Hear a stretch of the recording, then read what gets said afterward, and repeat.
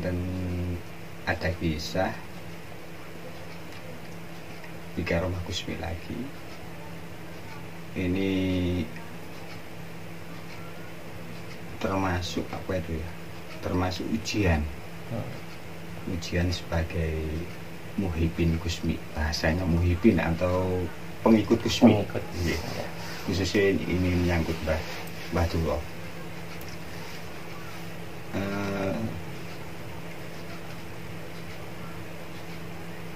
Waktu sekitar jam 3 malam, Mbah Dulo itu waktu itu Mbah Dulo cerita ke saya, kok aneh, jam 3 malam itu biasanya istirahat nunggu waktu subuh. Waktu itu kok ada apa itu istilahnya nggak bisa tidur Mbah Dulo itu. Jadi Mbah Dulo itu nggak bisa tidur, nggak tahu kenapa. Seketika seperti biasanya Gusmi itu cerita Mbah Dulo ke saya, Gusmi itu seperti biasanya pulang pergi itu seketika datang, seketika pergi. Kan gitu. Nah, kebetulan nih waktu itu Mbah Dulo itu ada di cerita ke saya itu di makam Mbah Bolong yang, atau Mbah Sonaji yang di belakang masjid. Yang Masjid Ampel itu. Ada di situ. Karena nggak bisa tidur, otomatis kan ya agak melamun, agak membaca wirid kan campur-campur. Akhirnya Gusmi datang. Gusmi tanya sama Mbah Dulo, hidup ini penuh dengan ujian. Dalam kehidupan semua manusia itu diuji di dunia ini sama Allah. Kalau dalam dunia pondok, santri itu diuji sama guru. Nah, sekarang saya ingin bertanya sama kamu tuh, seberapa besar cinta kamu ke saya? Gusmi bilang ke Mbah Dulo gitu. Mendapat pertanyaan seperti itu dari Gusmi, otomatis Mbah Dulo ya bingung. Bingung.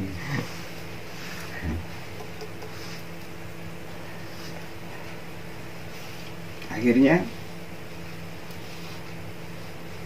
Mbah Dulo termenung dengan pertanyaan, kok aneh tiba-tiba Gusmi itu mempertanyakan hal semacam itu.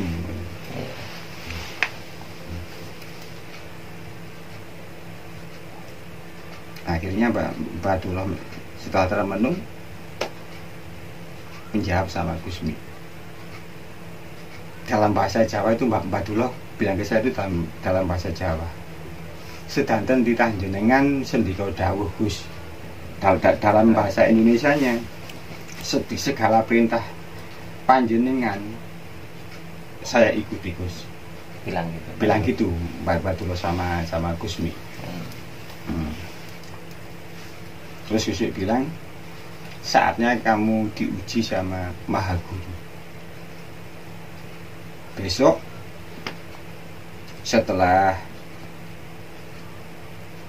waktu duha antara jam 8 atau jam 9, kamu harus duduk di pintu gerbang Masjid Ampel paling timur. Kamu harus menghadap ke timur. Di situ kamu akan diuji Maha Guru. Bagaimana kecintaanmu kepada saya? Gusmi bilang begitu. Waktu itu Mbah Dulo bilang ke saya, pangestune mawon Gus.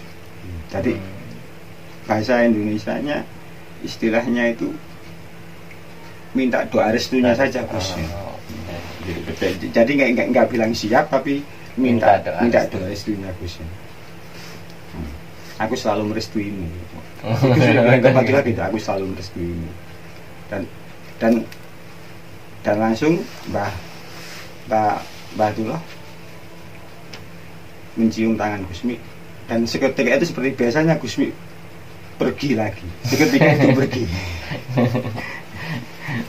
Begitu itu pergi. Nah, waktu berjalan tepat seperti apa yang sudah disampaikan Gusmi, antara jam 8 sampai 9 sesuai yang diucapkan Mbah Dula sama Gusmi sendiko dawuh.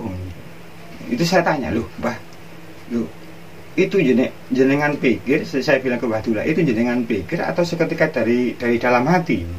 Jawaban seperti itu ke Gusmi. Nggak tahu, saya itu muncul sendiri. Muncul sendiri seperti itu. Terus akhirnya Mbah Dula sesuai perintah Gusmi duduk di teras pintu masjid Ampel paling timur, menghadap ke timur.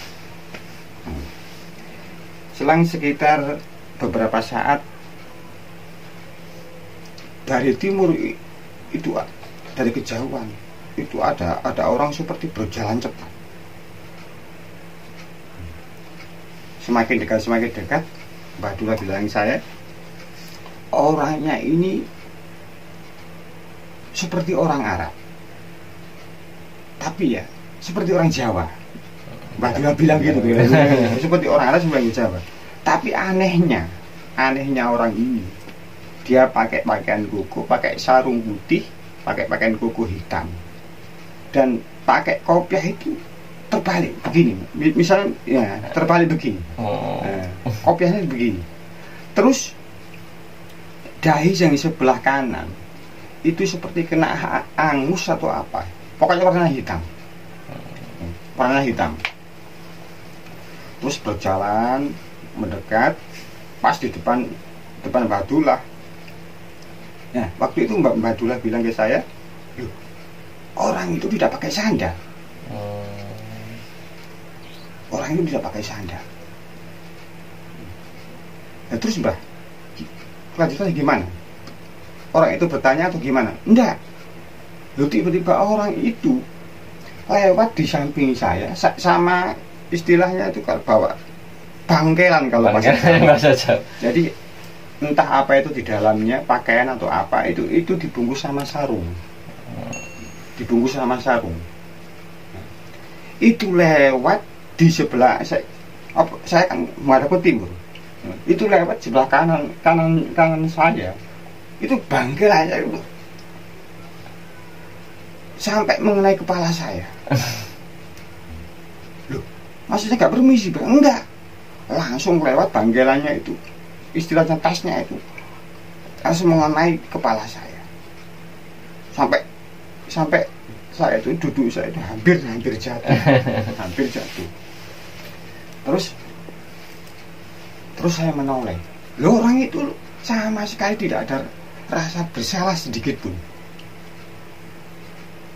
Minta maaf enggak sama sekali. Mbah Dula bilang gitu.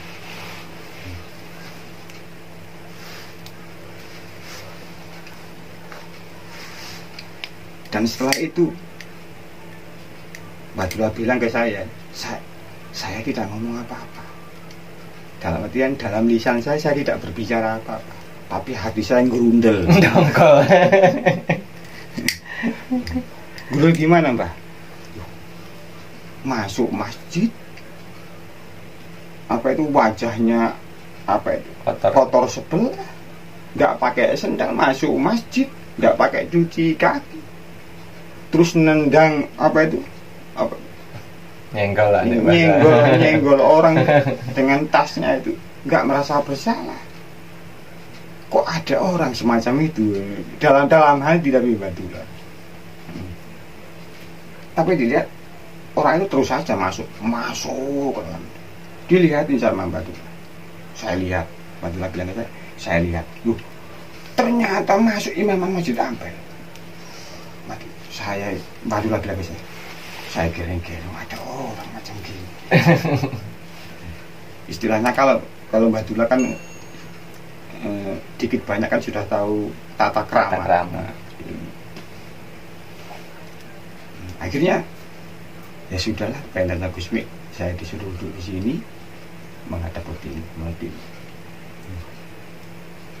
Beberapa saat tiba-tiba si orang ini, orangnya itu sudah agak tua lah, sekitar kalau umur itu sudah 60 atau berapa lah. Barulah bilang ke saya itu sekitar 60-an lah, 60 ke atas atau pokoknya sekitar lah segitu. Karena rambutnya masih sudah ada yang putih. Loh, anehnya lagi, tiba-tiba orang ini keluar lagi membuat gaduh jamaah lain. Kan di masjid Nabawi kan ada orang duduk. Yeah. Loh, karena ada orang lain, saya noleh ke arah kiri. Loh, orang tua tadi itu melompat pagar untuk turun ke bawah. Sudah, hati saya sudah nggak bisa saya tahan, katanya Mbak Adela. Wah, orang ini suul adab. Saya bilang begitu, Mbak Badula. Tapi nggak sampai itu. Tapi sudah ada indikasi Badula itu untuk bicara. Semacam jengkel sama orang tadi. Jadi sampai lupa tugasnya dari Gus Apa duduk menghadap ke timur.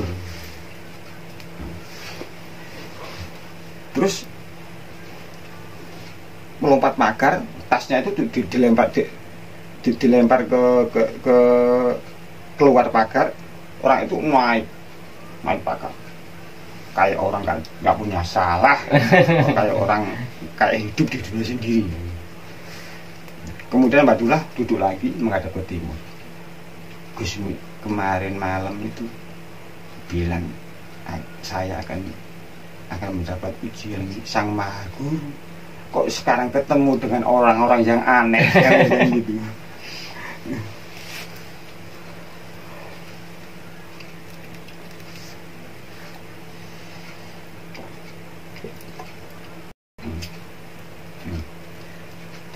Dalam hati Mbak Dullah itu bilang gitu. Nggak tahunya orang tua tadi sudah ada di samping kirinya Mbak Dullah.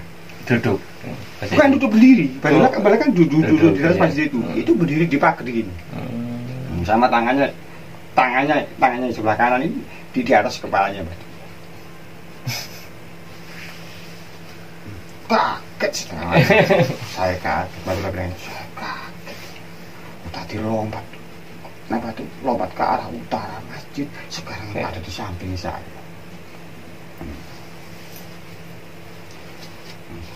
Jangan membuat lebih kaget lagi saya. Mbak Dullah bilang, si orang tua tadi bilang Assalamualaikum, otomatis saya kan harus menjawab salam. Menjawab salam itu wajib. Waalaikumsalam. Nah, itu suasana hati yang tadi gontok jengkel itu seketika hilang dengan salam orang tua tadi. Padahal tadi gontok sekali, jengkel sekali saya. Mbak Dullah bilang itu jengkel sekali. Setelah itu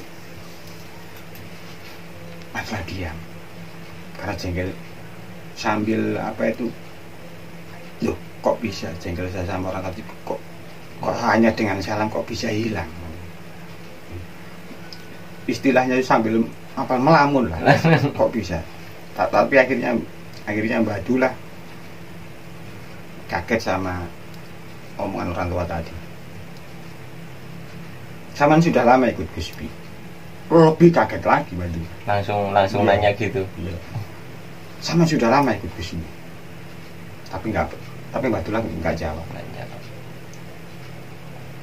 Loh, sampean itu kok berani-beraninya berguru sama orang yang secara syariah itu sudah meninggal? Apa sama nggak takut itu jin? Mbak Dullah masih diam. Loh, kenapa nggak jawab Mbak? Nggak tahu, pokoknya saya itu nggak ingin jawab.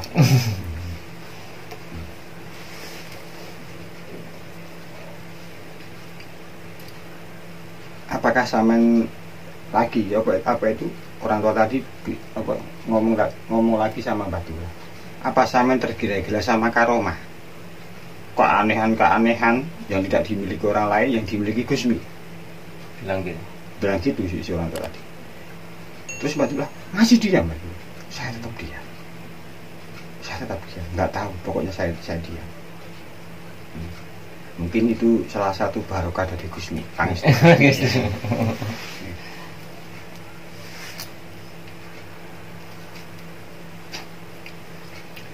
Akhirnya orang tua tadi bilang, samain jawab mas, samain jawab. Jadi kenapa samain begitu yakin sama Gusmi bahwa itu benar-benar Gusmi? Apakah sampai tak takut bahwa yang menyerupai Gusmi itu adalah bangsa jin? Samain jawab. Akhirnya dengan ada kata-kata samain jawab, akhirnya Mbah Dullah menjawab. Waktu itu bilangnya Mbah Dullah memanggilnya dengan bahasa Pak. Begini Pak, seandainya yang menyerupai Gusmi itu adalah jin, tapi paling enggak selama ini yang seandainya itu jin itu mengajari saya tentang ketauhidan, tentang kecintaan kepada Rasulullah Muhammad SAW. Tidak pernah mengajari yang lain. Dan itu pun mustahil ada jin yang menyerupai seorang waliullah. Padahal waliullah itu terjaga dengan karomah, terjaga dengan syafaat Rasulullah, kekasih Allah. Mana mungkin bangsa jin bisa menyerupai seorang waliullah? Mana mungkin berani Pak? Pak Dullah bilang gitu sama orang tua lagi. Terus sesuai tatanan syariah, manusia itu adalah pimpinan dari segala makhluk sesuai nas Allah. Jadi gak mungkin jin bisa mengajari tauhid manusia, atau belum ada satupun Nabi Rasul yang diutus dari golongan bangsa jin.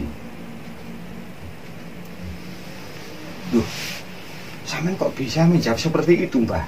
Saya tanya ke Mbah Dullah, loh, sampean kok bisa menjawab seperti itu? Loh, saya nggak tahu. Seakan-akan ya itu ya yang keluar dari hati saya. Bahasa sampean kok begitu, Mbah? Akhirnya seorang tadi memberi pertanyaan lagi. Oh, jadi seperti itu keyakinan sampean. Sekarang saya tanya lagi, tapi saya menjawab. Tadi kan ngomong sendiri, tapi Mbah Dullah kan nggak bisa begitu. Sekarang saya tanya lagi, saya menjawab. Kalau ada habaib sama Gusmi, siapa yang akan saya mencium tangannya duluan? Bilang gitu. Si orang tua tadi saya sama Mbah Dullah. Iya. Kalau sampean sudah meyakini Gusmi sebagai guru sampean, kalau di samping Gusmi itu ada habaib, siapa yang akan saya mencium tangannya dulu? Spontan Mbah Dullah menjawab, akan saya cium tangannya Gusmi dulu, karena saya bisa mencintai habaib itu dari Gusmi, karena saya bisa mencintai ulama itu dari Gusmi, karena saya bisa mencintai aulia-aulia Allah itu dari Gusmi. Mana mungkin saya bisa mencintai seorang habaib, seorang ulama, seorang aulia tanpa ada sanad, tanpa ada yang memberitahu. Sebagai contoh, bagaimana seorang preman bisa hormat sama kiai? Itu sebuah kemustahilan. Bagi seorang preman lebih mudah menghormati kepala preman atau preman yang lebih berkuasa, lebih berpengaruh. Itu lebih mudah bagi preman. Mbah Dullah bisa Ya. Saya kira-kira kepala. Wow, Pak. Masa muda sampean begitu, Pak. Enggak lu. Saya itu enggak mikir waktu itu. Waktu itu saya enggak mikir. Mungkin itu salah satu bikaromah Gusmi, pangestu Gusmi. Karena saya takdim sama Gusmi. Saya hanya menjalankan sendiko dawuh sama Gusmi. Akhirnya Batura melanjutkan ceritanya. Akhirnya si orang tua tadi bilang, Alhamdulillahirabbil alamin. Setelah mendapat jawaban dari Madura sedemikian tadi, si orang tua tadi menjawab, Alhamdulillahirabbil alamin. Sampean wis tutuk basiron, ini saya hanya menirukan Bahdullah. Sampean wis tutuk basiron ainul yakin.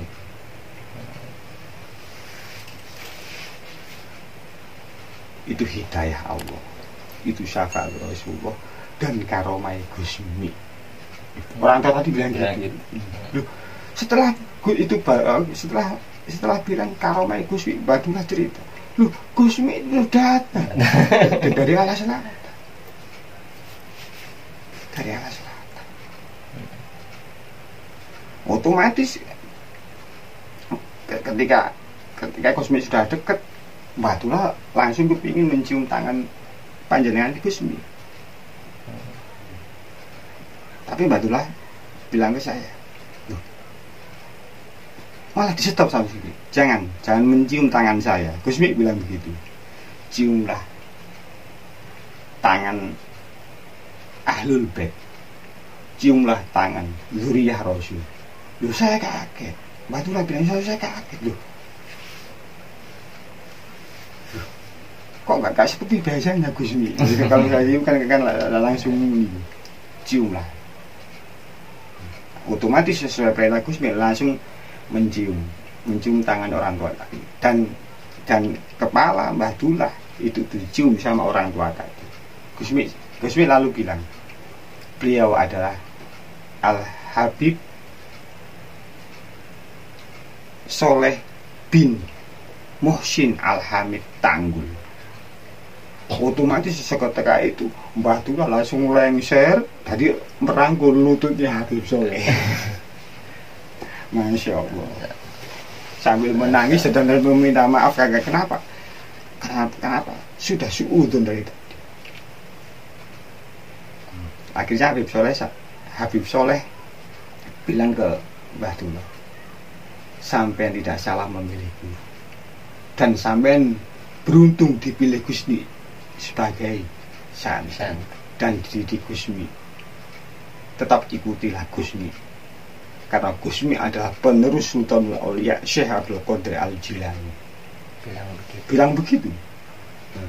Ketika itu Bahdullah bilang, ketika saya mencium lututnya Habib Soleh, disuruh berdiri sama Habib Soleh. Dan seketika itu saya lihat, Habib Soleh bilang saya lihat wajahnya itu bersinar sekali. Beda tadi kan ada hitam, bersinar sekali, dan sudah pakai serban, sudah pakai imamah, dan sudah pakai imamah. Wallahu a'lam bishawab. Bikaromah Gusmi. Akhirnya setelah itu Gusmi bilang ke Bahdullah, mintalah doa sama Habib Soleh. Akhirnya Gusmi, barokah karomah doa panjenengan Habib Soleh. Akhirnya saya selalu meridhoi, dunia akhirat. Setelah itu Gusmi sama Habib Soleh berpamitan. Sudah, Gusmi bilang ke Mbah Tullah, sudah Tullah, tugasmu sudah selesai dan kamu lulus ujian. Akhirnya Mbah Tullah bilang, matur nuwun Gus, pangestu panjenengan, bilangnya. Terima kasih atas doa restu panjenengan. Akhirnya Habib Soleh sama Gusmi berpamitan sama Mbah Duloh. Akhirnya berjalan bersamaan, istilahnya kalau bahasa Jawa lap sudah hilang. Dan setelah itu saya tanya sama Mbah Duloh, loh, setelah itu apa Mbah? Apa yang sampean lakukan setelah bertemu dua tokoh besar itu? Saya seakan-akan mimpi. Istilahnya itu apa ya? Seperti saya ingin makan sesuatu tapi sudah terpenuhi. Tersedia. Sudah terpenuhi. Tapi itu salah satu bagaimana cara melewati ujian dengan barokah. Itu salah satu pengalaman spiritual Mbah Duloh yang diceritakan kepada saya, adalah sesuatu hal yang istimewa. Bika Romain Gusmi akhirnya bisa bertemu dengan zuriyah Rasulullah. Cerita-cerita hikmah yang sangat luar biasa bagi saya yang baru mendengarkan kali ini. Jadi alhamdulillah, berarti kalau saya boleh bertanya itu Mas ya, kayak kita itu harus punya apa namanya tadi, sanad itu namanya, iya. sanad keilmuan. Sanad keilmuan ya. Jadi intinya kita harus punya guru. Gitu ya. Jadi apapun ilmu kita harus punya guru. Karena tanpa punya guru berarti setan yang menggurui. Ya, itu yang saya temukan hikmah-hikmah ya. dari itu tadi. Dan satu hal yang saya dapat dari hikmah cerita Mbah Duloh, betapa ketakliman, ketawaduan kepada guru, kepada orang tua itu